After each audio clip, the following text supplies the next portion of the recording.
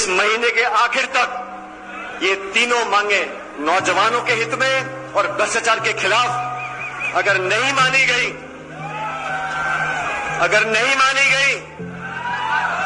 तो मैं आप लोगों को बताना चाहता हूं, अभी मैंने गांधीवादी तरीके से अनशन किया है,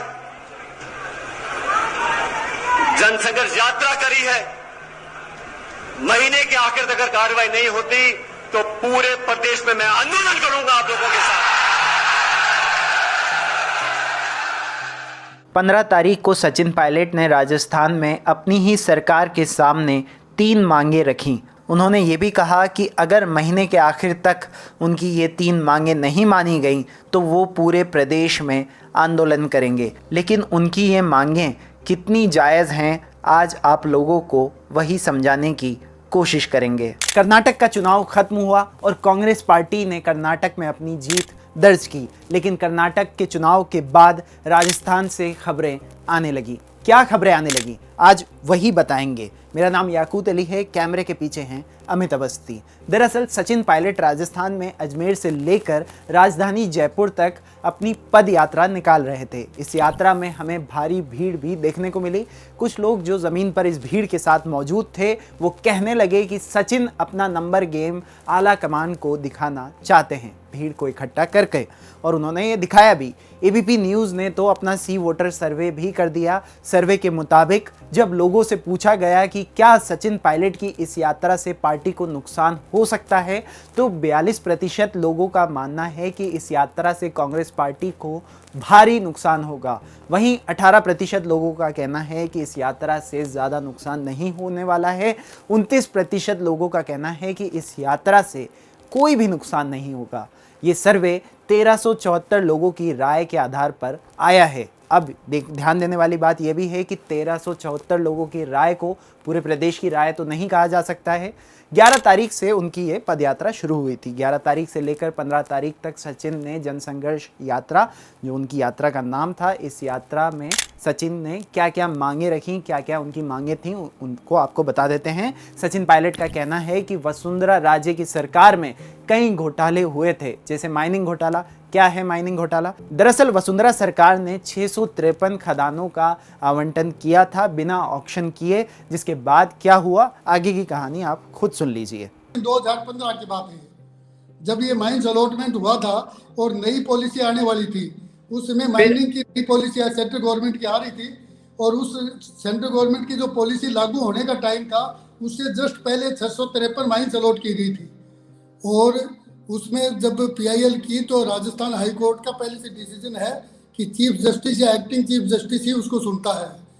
तो उस समय जब वो एक्टिंग चीफ जस्टिस थे, उनके सामने हमने पीआईएल की और उसमें हमारे एडवोकेट ने जो बहस की, तो उन्होंने कहा कि भाई मैं इसमें कुछ भी नहीं करूँगा, और उन्होंने हमारी पीआईएल खारिज कर दी। खारिज करने के बाद सरकार ने जो 653 माइंस अलॉट की थी वो सारी अलॉटमेंट्स कैंसिल कर दिया, और राजस्थान सरकार के प्रिंसिपल सेक्रेटरी ने ऑर्डर जारी किया कि जो भी माइंस का अलॉट की थी उसमें अनियमितताएं हैं, और अनियमितताओं की वजह से सारे अलॉटमेंट्स कैंसिल किए जाते हैं। तो हमने हमारी जो पीआईएल थी उसमें 2 ही डिमांड रखी थी माननीय हाई कोर्ट से, कि एक तो जो अलॉटमेंट्स हुए हैं उसमें अनियमितताएं हैं, और जो अनियमितताएं हुई हैं तो उसके लिए सीबीआई से जांच हो उसकी पूरे मामले की।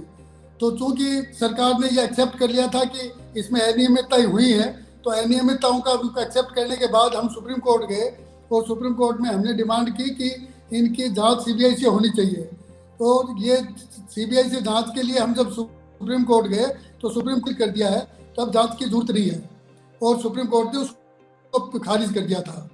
इन सारे मुकदमे जब चल रहे थे उसी दौरान मैं उस समय के तत्कालीन प्रदेश कांग्रेस अध्यक्ष श्री सचिन पायलट जी से मैं मिला था, और मैंने उनको ये कहा था कि भाई इन मुकदमों में जो मेरे पास एविडेंस हैं और जो मुकदमे जब चल रहे हैं जिस स्थिति में, यदि आपके पास कोई विधि विशेषज्ञ कोई हो तो आप उनको बुला लें, और मैं उनके सामने सारी फाइल्स रख देता हूँ, और उन फाइल्स में जो यदि कोई एविडेंस की कहीं कमी है तो उसमें हमें अमेंडमेंट कर सकते हैं, और यदि आप चाहें तो आपका वकील भी इस मुकदमे को लड़ सकता है। लेकिन उन्होंने उस समय कहा कि नहीं, आप ये लड़ें इस मुकदमे को, हम इसमें हस्तक्षेप नहीं करेंगे। और उन्होंने मेरे को ये भी कहा था कि वसुंधरा राजे जी के और हमारे पारिवारिक रिश्ते बहुत नज़दीक के हैं और मैं उनके खिलाफ बयान भी देता हूं तो वो लोग नाराज होते हैं।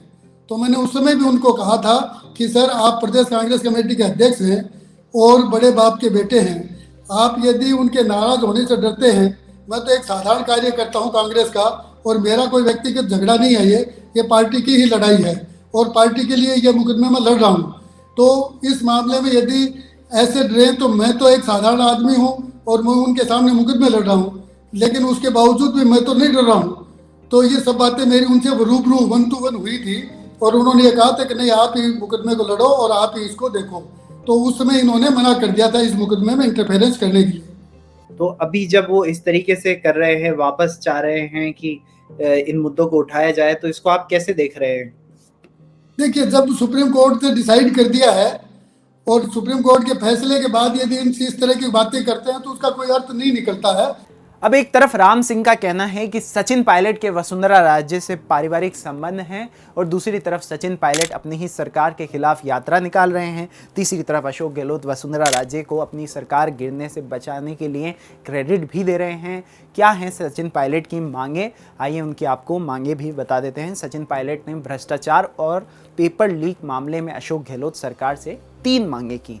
इन 3 मांगों में राजस्थान लोक सेवा आयोग आरपीएससी का पुनर्गठन कर नए मापदंड बनाना और पारदर्शिता से लोगों का चयन शामिल है। पेपर लीक से प्रभावित बच्चों को मुआवजा और वसुंधरा सरकार के ऊपर भ्रष्टाचार के आरोप की जांच। वसुंधरा सरकार के मामले के बारे में आपने अभी राम सिंह को सुना। बाकी 2 मामलों को लेकर सीताराम लांबा, जो कि राजस्थान के यूथ बोर्ड के चेयरमैन हैं, वो क्या कहते हैं? वो कहते हैं कि राजस्थान में पेपर लीक पर 150 से ज़्यादा लोगों को जेल में डाला जा चुका है। पेपर लीक पर विशेष कानून और एसटीएफ बनाई गई है। यहाँ प्रतियोगी परीक्षा ना हो पाने पर एग्ज़ाम फीस वापस भी हुई है एवं अब सरकारी भर्तियों में 1 टाइम रजिस्ट्रेशन लागू किया है, जिसके बाद परीक्षाओं की कोई फीस नहीं ली जाएगी।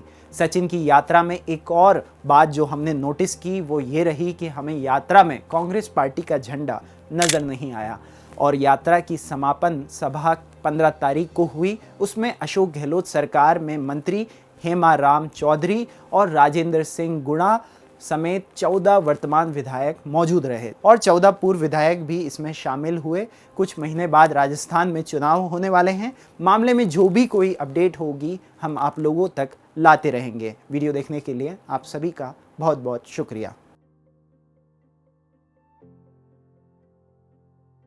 द वायर के और वीडियोस देखने के लिए सब्सक्राइब करें और बेल आइकन पर क्लिक करें। स्वतंत्र पत्रकारिता की आर्थिक मदद करने के लिए डिस्क्रिप्शन में दिए गए लिंक पर जाएं और अपनी राशि चुनें।